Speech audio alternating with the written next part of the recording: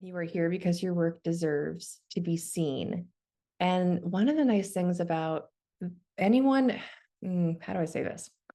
If letting your work be seen makes you feel a little bit nervous, it might be because you haven't thought about your brand. So, thinking about your brand for me gives me so much reassurance that what I'm putting out into the world fits the vision that I have.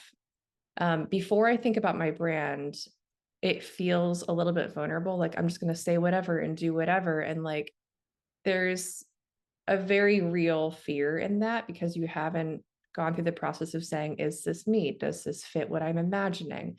A brand gives you a lot of safety. It gives you a lot of guardrails. It gives you a lot of like psychological protection that this is what I'm sharing and not this, not this, not this. There's a million options. You could take your brand in a million different directions, but saying this is for me and this is not for me is actually so grounding as you go through this vulnerable work of sharing your work.